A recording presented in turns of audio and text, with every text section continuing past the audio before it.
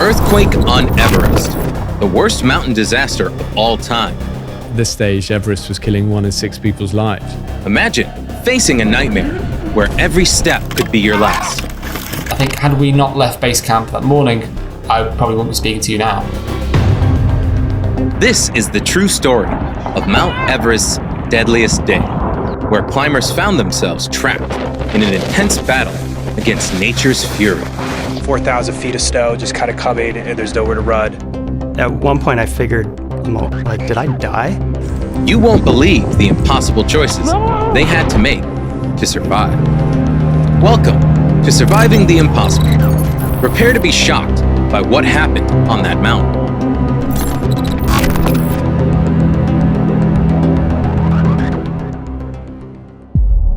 Towering above the world, 29,031 feet on the China-Nepal border in the Himalayas lies Mount Everest, an untamed beast. This beast is like no other and holds the title of the highest mountain above sea level on Earth. 29,035 feet. That's as high as major jet airliners cruise at. Although many marvel at Mount Everest from afar, some try to defeat it. But this mountain can't be tamed. And those who venture up its treacherous slopes are risking life and limb for the chance of victory. There's only a third of the air, a third of the ozone. You can't survive long up there. In fact, if you picked us up, plucked our bodies from here, put us on the summit, you would pass out and die.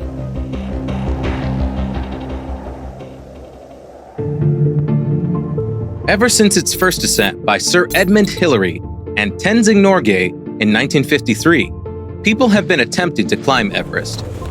But the climb is not for the faint of heart. And as of May 2024, 340 people have died on Everest. Most of these are still up there, their bodies stuck, frozen in time, with no way down. Everest was killing 1 in 6 people's lives. See the reality of it close up, and it's not romantic, it's dark and difficult and confusing. In 2015, the body count was to jump up on the scale as disaster struck.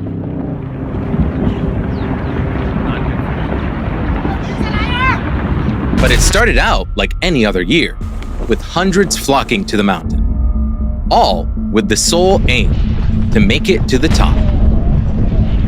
It can be conquered by 2 well-known routes. One known as the Standard Route, which approaches the summit from the southeast in Nepal, and the other from the north in Tibet.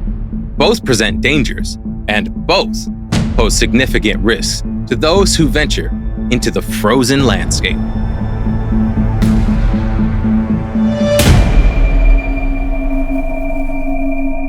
Every year, 200 to 400 people attempt to climb Mount Everest. To do so can cost in excess of a staggering $100,000, but paying for the privilege is only half the battle. As well as battling the debilitating effects of altitude sickness, climbers have to be on the lookout for falling ice, unpredictable weather, and the wind. This tops speeds of 100 miles per hour, blasting the summit mercilessly and making ascent impossible for much of the year.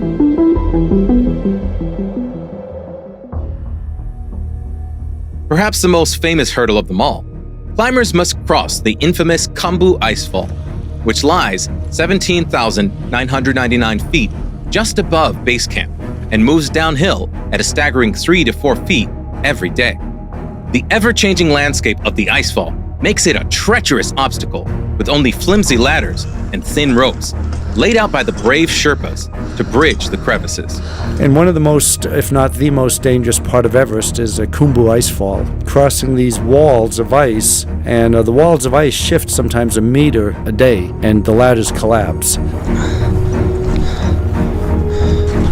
If climbers make it high enough, then they will cross into the death zone, the altitude above 26,000 feet, in which sustaining life is impossible. At this altitude, the body uses up its store of oxygen faster than it can be replenished, and it begins shutting down. Supplemental oxygen can help combat this, but for some, even that isn't enough, and they fall victim to the lack of oxygen, become disorientated, and never make it home to their families. Nowadays, it isn't uncommon for climbers to step over the corpses of those fallen before them, and there have been shocking incidents of mountaineers refusing to help dying comrades in their greed and thirst to reach the summit. It seems Everest has a hold over people, and many will stop at nothing to succeed. I think there's things in life where I don't know if you ever truly process them. They're so magnificent. They work so hard for it. It's like you go back to that place over and over.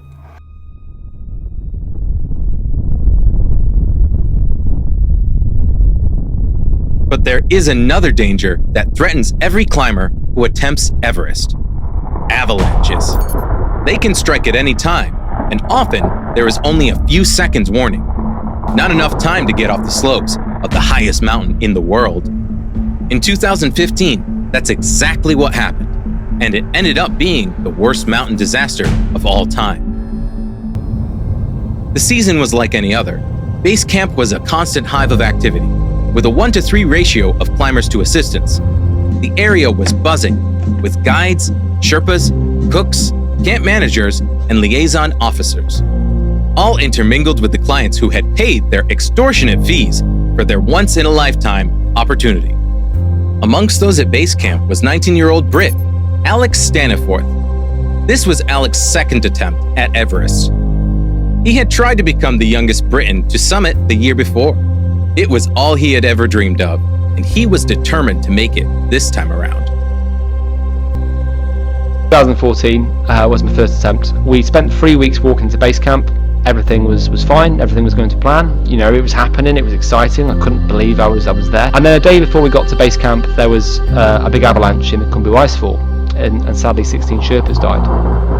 A group of Sherpas was working near what is called Camp 1. That's when a massive cleaving of ice and snow came crashing down the mountain. A dozen Sherpas killed, 4 missing, apparently buried under the ice. It all went pear-shaped. We had to pack up and go home, obviously, without stepping a single foot on the mountain. So after a bit of sulking, you take responsibility, and then did another year of training, another year of fundraising, and went back to Everest in 2015. Alex knew the drill. It takes weeks to climb to base camp, as teams take their time acclimatizing to the altitude and summiting smaller peaks nearby in the preparation for Everest. Each expedition to the summit is likely to take around 2 months in total. But arriving at base camp is like nothing else, and it was no different for Alex the second time he made it there. You instantly feel part of the family. Everyone has a common goal, a common interest. The camp is full of hope and aspirations, some literally years in the making. There is an excitement that isn't experienced anywhere else on Earth. Everyone has their own story to tell and their own reason for being there. From base camp, teams gradually make their way onto camps 1, 2, 3, and 4, backtracking numerous times before eventually making a summit attempt.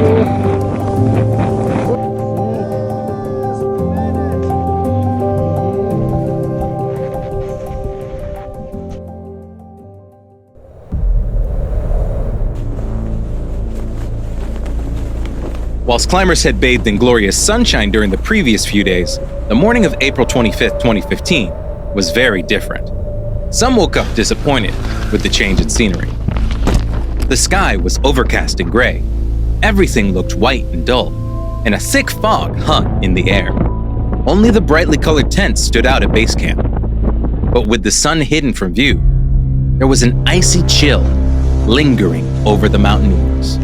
Perhaps it was a sign of what was to come. Some climbers were making their summit attempts, some were at higher camps, and some were resting at base camp that morning, having made grueling climbs the day before.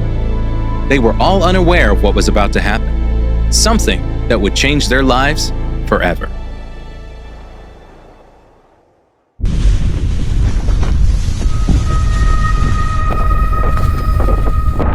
At 11:15 that morning, there was an ominous rumbling.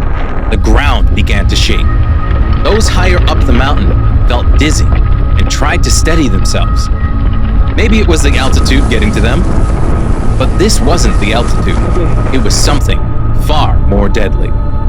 Alex had just made it over the Khumbu icefall. He had crossed one of the most technical sections on the mountain and was now just 30 minutes climb from Camp 1. Other members of his team had already made it to the camp and were waiting for him, and another climber was 20 minutes behind him. At that precise moment, Alex was all alone. Then when he heard a loud cracking above his head, terror filled him and began coursing through his veins. All alone with no one else in sight, Alex looked all above him. The cracking was the sound of ice coming away from the mountain, not small icicles, but terrifying boulders of ice that were now careering down the mountain mercilessly. In the murky gray of the morning, where the white snow merged with the white sky, it was difficult to see exactly what was coming for him. His heart thundered in his chest. In the seconds that followed, Alex debated whether he would be better off unclipping himself from the rope or not, but he didn't have time to react. And a split second later, he was hit by a wall of ice and snow. It was like being hit by an express train. Alex was thrown off his feet. He squeezed his eyes shut and thought of his family and of his friends. His mind raced with the headlines that would confirm his death back home in the UK. He felt an overwhelming feeling of helplessness. The snow kept flowing. It kept pushing against Alex, and he struggled to breathe, disorientated, battered and bruised. Alex lay still for a few moments, not knowing whether he was dead or alive. Then the mountain fell silent. Alex lifted his head, coughing and spluttering.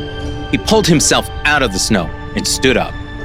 He was unharmed, but there was no one else around him. With his hands shaking, he picked up the radio and called out for the team. The radio crackled, but there was no response. Had everyone else been killed? There was no way of telling. Alex didn't know whether to head back down to the icefall or to push on to Camp 1. He hesitated for a moment, but then decided to push on. With tears streaming down his face, Alex trudged up the mountain, hoping for some sign of life. Half an hour later, he stumbled into Camp 1 and was filled with enormous relief when he spotted 4 members of his team. They had made it. They were alive, and they were equally relieved to see Alex making his way to them. But they had been lucky. The rest of the team, further down the mountain, hadn't made it.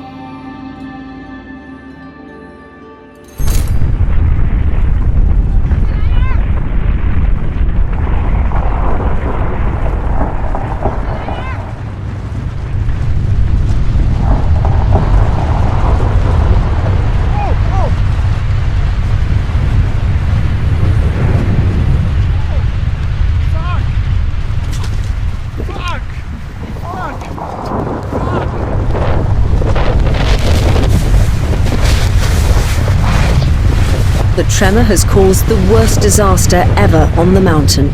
The avalanche of ice and rock plunged down the slope, straight through the middle of base camp, flattening dozens of tents. At least 17 people are confirmed dead so far, with more than 60 injured. 3 members of Alex's support team lost their lives. And they weren't the only ones. Down at base camp, it was an entirely different story. In fact, the avalanche that hit Alex on the mountain was fairly tame in comparison to the one that hit base camp. Alex had been knocked off his feet and partially buried by fresh, powdered snow. Those in base camp weren't so lucky. Those at base camp had a different eyewitness account of the ordeal. One of those eyewitnesses was climber Suraj Jingan. He had already spent 2 weeks at base camp. When he had arrived, he had enjoyed the sound of Buddhist prayer chants across base camp and had watched the colorful Buddhist prayer flags fluttering in the wind above the yellow tents. But that was a far cry from what he now witnessed. At 11:55 a.m., Suraj heard an ominous rumbling, just like Alex had done further up the mountain. Suraj was in his tent at base camp when the ground began vibrating beneath his feet. At first, he and the others thought that it was the glacier moving beneath them. But when the vibrations grew and persisted, they knew it was something else. They stood up, but the tremors were so great that they struggled to keep their balance. The Sherpas knew exactly what it was, and they knew exactly what it meant. The earthquake's epicenter was near the Chinese border between the capital of Kathmandu and Mount Everest. It measured 7.8 on the Richter scale. In Kathmandu, it was wreaking havoc as buildings and infrastructure collapsed. People were buried alive under piles of rubble. Houses razed to the ground, cars squashed in the streets, and the screams of children filled the air. It was a scene of total destruction. And on the mountain, it was no different. Up at Everest Base Camp, when the shaking ground finally subsided, there was a terrifying cracking that echoed throughout the valley. It ricocheted off the towering mountainsides and boomed down over the terrified climbers. It was the sound of hundreds of tons of ice coming away from the mountain. One piece in particular was enough to flatten base camp and all who stood in its way. The block of ice snapped and came away from the ice cliff, situated between Mount Pumori and Lingstrand. This was directly opposite Everest, with the Khumbu Glacier and Everest Base Camp located in between. As it tumbled down towards Khumbu Icefall, it gathered speed and strength. It thundered towards base camp, but it wasn't just the rock, ice, and snow that was heading for the trapped mountaineers. The power of the avalanche caused an air blast that soared through the valley, flattening anything in its path. At the sound of the cracking, Suraj ran out of his tent and looked up the glacier. He just saw a wall of white roaring towards him. The sound was now deafening in his ears, like a steam train tearing past. He tried to dive back into his tent, but a second later, he was struck and sent flying backwards. He squeezed his eyes shut, fearing that this was the end, and he held his breath. When he opened his eyes, he couldn't see anything. He blinked, but all he saw was white. Had he lost his eyesight? Was he even alive? He opened and closed his hands, but he couldn't feel a thing. Everything was numb. Maybe he was paralyzed. Why couldn't he see anything? Where was he? Then he felt cold. Really cold. Without his mountaineering gear on, the snow was biting into his thin layers of clothing, sucking the warmth from his body. Suraj shook his head, digging himself out of the snow. He was largely uninjured. He stood up and looked around. The buzz of activity was silenced, and the sight that hit him was something he will never forget. The most famous camp in the world was totally unrecognizable.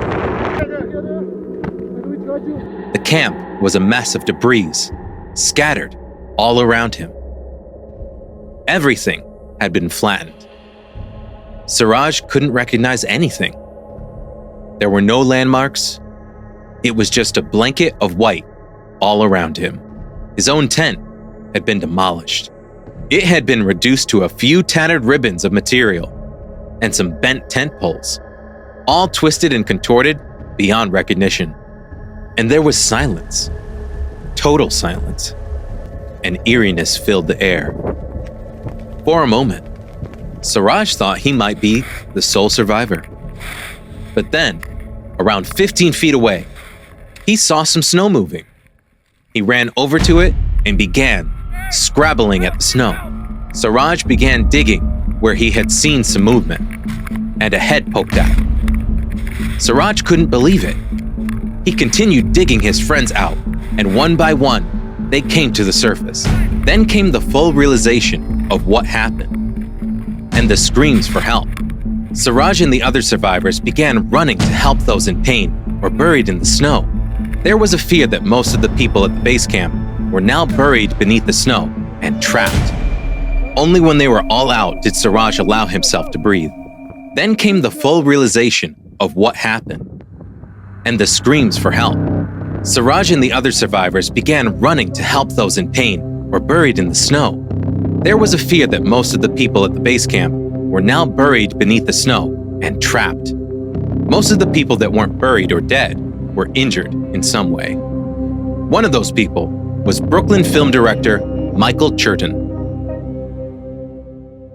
It was like 4,000 feet of snow just kind of coming, and there's nowhere to run. So I told everybody to get down, and then put my hands over my head and like just bury myself as much as I could. And Michael had about 8 seconds to dive behind something solid, but everything around him was canvas and flimsy. None of it would provide any sort of protection from what was about to hit. It was pandemonium. Amongst the sea of tents, he managed to find a small rock.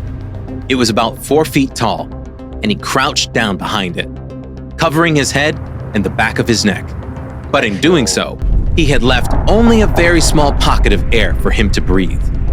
For 2 seconds after ducking behind the rock, Michael heard nothing but silence as everyone braced for impact. Most thought that there was no surviving what was coming. It had all happened so fast and had taken everyone completely by surprise. Everyone was lost in their own thoughts and own prayers. Then it hit. Michael felt shards of ice splintering past him as the avalanche struck. He was cracked over the head by what felt like a sledgehammer. The blast of the snow, or maybe one of the kilo things that you use for kerosene for heat, that what something blasted me then into the rock, and that's what hit my face. Then Michael stood up, but his head was swirling. It felt like he was swaying on a boat in the open ocean, and when he looked down, the pristine white snow was turning red all around him. An overwhelming nausea came over him, and he vomited.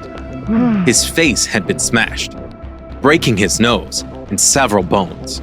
But he was one of the lucky ones. His team's expedition doctor, Eve Girawong, had been thrown 300 feet away. She had smashed her head on the rock-hard ice and was lying unconscious with a severe head injury. Tragically, she didn't make it. As the minutes ticked by, and those who were lost or buried were recovered, dead or alive. Attention at base camp turned to those who were up on the mountain. If it had been that bad down in the camp, what had it been like thousands of feet higher? There were 180 climbers who had trekked to camps 1 and 2 that day or the day before. Nobody knew if there were any survivors up there. The radios were down, and there was no way of communicating with them. All those at base camp assumed the worst, until one of the radios crackled into life. Miraculously, everyone who had been up the mountain, including young Alex, had survived. It was an incredible relief and gave those further down the hope they needed to push on. But the 180 climbers higher up weren't out of the woods yet. In fact, they were stuck. Despite surviving the earthquake and avalanche, there was no way for Alex and the rest of the climbers to make it back down the mountain. The route across the Khumbu Icefall, a series of ropes and ladders, had been blown away. Without them, Alex and the others were trapped on Everest. To add to that, they were at dangerous altitudes, with very few supplies and with poor weather conditions. Help could be days away. Furthermore, everyone was acutely aware that aftershocks could be on their way. Snow, ice, and rock that had already been weakened by the initial earthquake could easily come away if the ground was to shake once more. Luckily, help was on the way. Expedition leaders back down at base camp knew that as soon as there was a break in the weather, rescue helicopters would be coming for them. They just had to wait until then. Sadly, for some, like Expedition Dr. Eve Girawong, the wait was too long, and they died before they could be evacuated from the icy cold mountain. All the survivors could do was help the wounded and prepare them for evacuation. The Everest Emergency Response Team, run by Himalaya Rescue Association, teamed up with the expedition doctors to tend to the most critically injured climbers. They worked tirelessly through the night, tending to those most in need, making them as comfortable as possible and readying them for their journey out of there. 2 tents were set up and designated for the most severely injured people. Many had broken legs and arms. Some were far worse off, and it was up to people like Mingma G to pick up the pieces and take care of a situation they had never faced before.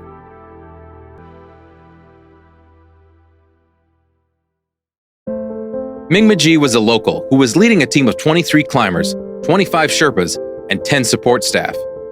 He was a seasoned climber. He knew Everest like the back of his hand, but nothing could have prepared him for that day. When Mingma opened his eyes after the avalanche, he saw his first dead body.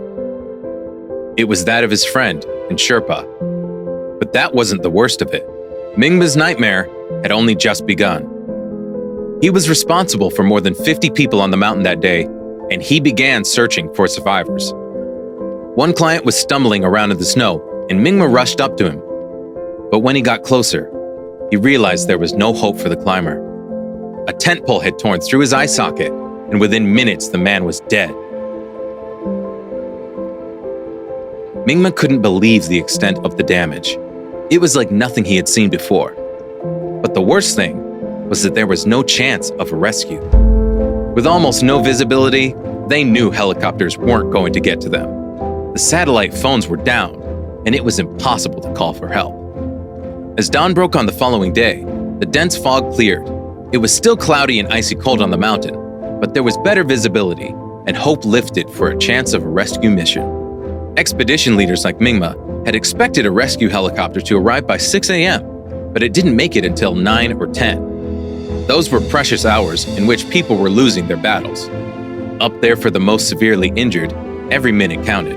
When they managed to regain internet at base camp, the news began pouring in. That's when Mingma realized just how bad the earthquake had been. Thousands were dead in Nepal, and the death toll was rising. Instantly, he thought of his family. Had they made it when so many others hadn't? He managed to get through to some of his family, and thankfully they had survived the earthquake. But Mingma couldn't get through to his sister and mother, but he couldn't worry about them at that time. He had a job to do. 5 people from his team lost their lives in the avalanche, and it was his job to get them off the mountain. He joined the other leaders to transport the bodies down from base camp. His mind was numb. The shock of seeing his first dead body quickly wore off when he handled corpse after corpse after corpse. He described it like passing tent poles down the mountain, handing them to one another. He couldn't think about it. He took them back to the hospital in Kathmandu, but when he arrived, there was no space for them. A room which held the dead was too full. Many people, mostly Nepalese, had been laid down outside the hospital. It was a devastating sight, and Mingma realized that the death toll on Everest was just a drop in the ocean compared to the rest of Nepal. For those who could walk themselves and didn't need any air support, they began their arduous journey down the mountain. The photographer who had severely injured his face, Michael Churton, was one of those people. He hiked for 4 hours with severe concussion and broken bones until he reached the next touchdown, called Gorik Shep. For 2 days he laid in bed, hardly able to move. He spent the entire time vomiting, unable to eat anything or hold any liquids down. He was in a bad way and needed urgent medical care. Finally, he managed to catch a ride in a businessman's helicopter to Kathmandu. There, thousands of feet below Everest base camp, Michael felt much better. The altitude was affecting his concussion, and he was taken to a hospital for treatment. And like so many, Michael had survivor's guilt, which only struck him days or weeks later when he recalled the event over and over in his head. Why had he made it, and yet someone like Eve, who had been just feet away from him at the time, hadn't? How was that fair? It was hard to wrap his head around it, but one way of coping was for him to look back at video footage he had captured of the entire expedition. He played it back repeatedly, watched it again and again. It proved cathartic and somehow helped him to cope with the terrible tragedy that had nearly cost him his life. But it would be some time before the rest of the mountaineers on Everest, either those too injured to leave base camp or those blocked higher up by the icefall, could escape. The following day, the rescue mission continued. Helicopters flew back and forth, transporting people from Everest as quickly as possible. It was a relentless task.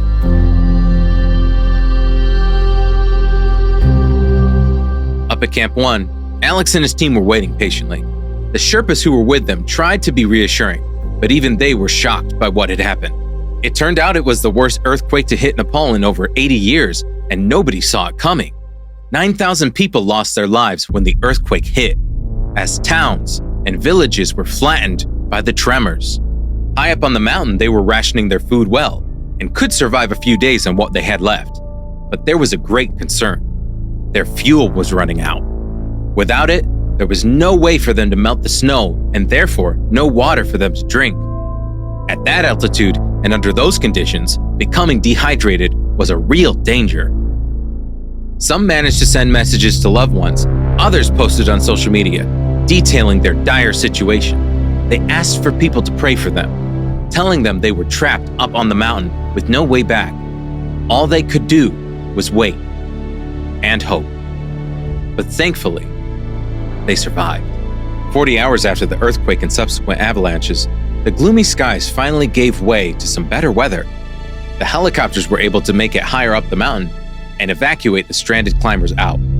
The most severely injured people at base camp were flown to Parish Village, the nearest medical facility, to get the much-needed help they had been waiting for. Sadly, 18 climbers never made it back to their families after that fateful day, and a 19th climber died after being evacuated. It was the worst disaster of Everest, and the climbing season was closed afterwards.